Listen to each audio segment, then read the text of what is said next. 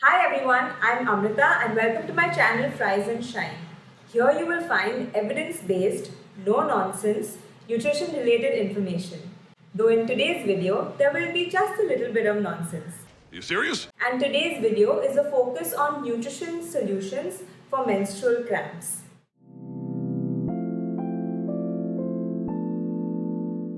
For most girls, the onset of menstruation is a pretty dramatic event. From hormones that affect appetite and behavior to bleeding that can be just a little bit uncomfortable. Oh, idiot, she's having her period! Oh my god!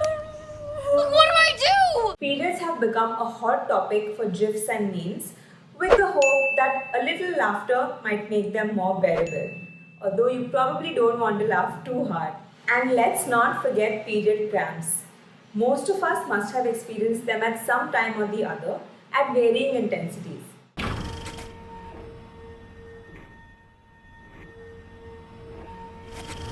Today's video is an ode to period cramps. So we'll discuss what cramps are, why they hurt, are they normal, and finally, what, if anything, can you do about them? So what are cramps? Menstrual cramps are a throbbing pain felt in the lower abdomen due to contraction of the uterine muscles. Most commonly, they are felt a couple days before your period begins or in the first couple of days while you're on your period. Sometimes the onset of cramps can also cause pain in the lower back and sometimes even in the thighs, although the experience really differs from person to person. Some people experience mild cramps. Some people experience really severe cramps, and then there are others that experience absolutely nothing at all. But what causes these painful cramps? So as part of the normal menstrual process, your uterus sheds its inner lining when there is no pregnancy. This shedding causes bleeding, and it's this blood that we call a period. Now when this lining is being shed, it's considered an injury. This makes sense, right? A part of you is literally being ripped and discarded from the body. It's like a crime scene in my pants. Now when this is happening, your body produces chemicals called prostaglandins. These are produced everywhere in the body, most commonly at the site of an infection or an injury. Now these prostaglandins control many different processes depending on where in the body they are being secreted. But they cause inflammation and pain, and this is considered to be normal and part of the healing response. Now in the case of your periods, your uterine lining produces prostaglandins and their main function is to cause contraction of the uterine muscle so that the lining can separate and can be shed out from the body. Now during these contractions, all the blood vessels supplying blood to your uterus have decreased blood flow and therefore decreased oxygen. So this is one reason why cramps can cause pain. You can also have some pain from blood clots. These blood clots are also formed by prostaglandins and they're kind of a built-in defense mechanism by the body so that you don't bleed out and die. But sometimes these clots need to push their way through the cervix to be removed from the body, and this can be painful. But why are cramps worse in some people than in others? We don't know 100%, but most of it is thought to be due to the level of prostaglandin production. Some of it can be affected by lifestyle factors like diet and exercise. Some of it is just purely genetics. Either way, I hope you now know that it's perfectly normal to have some amount of pain when you have your period. But if you're experiencing such severe pain that you need to skip school or skip work or that you can't get out of bed a couple of hours a day, that's not exactly normal. You may possibly want to see a doctor just to rule out any underlying medical condition. You're going to be bleeding every month for a fair part of your life. It shouldn't be debilitating. Get out of here. And don't come back for 5 to 7 days. That being said, there are some lifestyle changes that you can make to optimize your comfort, pain-wise, during your period. Let's look at the role of diet and exercise. Exercise.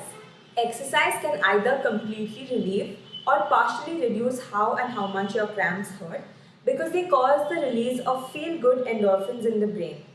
These endorphins directly can affect prostaglandin production, which will impact how you experience your cramps and pain. Any kind of movement, low or high intensity, depending on your fitness levels and how comfortable you are, can help. Furthermore, any kind of movement will stimulate blood flow throughout the body and will help release stiff and sore muscles that frequently accompany a period. Diet. Since period cramps and prostaglandins are directly related to inflammation, it helps in the days coming up to your period if you eat a diet that's high in anti-inflammatory compounds. Now, mind you, it makes sense to do this all the time, but especially around your periods, it can be very helpful. Here are 5 nutrients you can look to optimize before and during your period. Number 1, phytonutrients. Phyto simply means plants, so these are nutrients that come from plants. Here I am talking about the bright colors that frequently define fruits and vegetables. Make sure you eat a variety of differently colored fruits and vegetables, as all these colors have different health properties, some that science hasn't even identified yet. And all of these have potential implications on our gut health, on our immunity, and just our overall well-being. Number 2, magnesium. Magnesium is a great nutrient for helping muscles relax. Focus on whole food sources of magnesium like nuts and seeds, whole grains, beans, and dals. Incidentally, these foods are also amazing sources of fiber, which can greatly help with symptom management during PMS in the weeks leading up to your period. You can also have a look at my video on seed cycling, linked in the description below, to see just how you can optimize your seeds. Number 3, calcium. Calcium plays an important role in smooth muscle functioning, and ensuring that you're at least meeting your daily requirement for calcium can greatly help your period.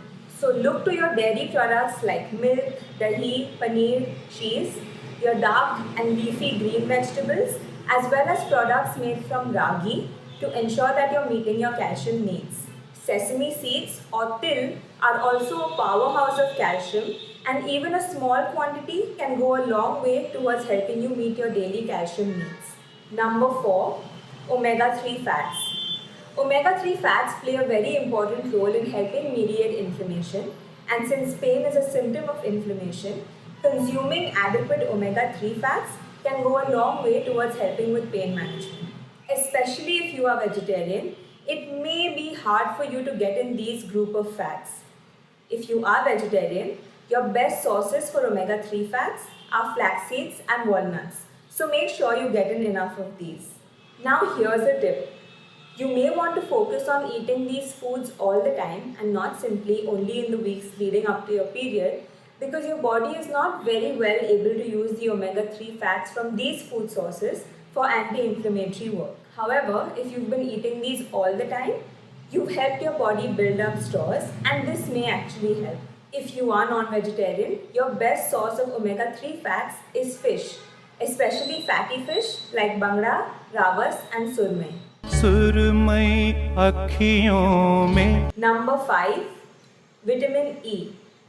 Vitamin E is very commonly known for its antioxidant properties, but it can play an important role in pain management during your periods. It inhibits or lessens the production of prostaglandins and simultaneously increases the production of other chemicals that work in the exact opposite manner that prostaglandins do, and in this way they provide relief. Your best source of vitamin E is through nuts, seeds and vegetable oils. Now you don't necessarily want to increase the quantity of vegetable oil in your diet, but you can definitely work on your nuts and seeds. Now it's important to note that all 5 nutrients that I've mentioned above are available, can be and often are taken in supplement form too to manage period pain. But which of these you'd need and how much of them you'd need would have to be completely individualized for you in the context of the rest of your diet and lifestyle. That being said, as much as possible, try and follow a food first approach, because all these nutrients work synergistically with each other and usually never just on their own. And sometimes, even if you do all of this, you may still just need medication to manage your period cramps. And this is absolutely fine. But like I said before, Do what you can with lifestyle. See a doctor just to make sure all is well if you still experience difficult to bear period cramps. Vagina is way too complicated. Yeah, no shit. That's all for today. I hope you found this video helpful and found it interesting. If you did, please like, share and subscribe to my channel and share this video with other people who may also find it helpful. If you have any questions or concerns, you can leave them in the comments below or you can reach out to me over Instagram or over email. I hope to hear from you very soon. Until then, take care and keep shining.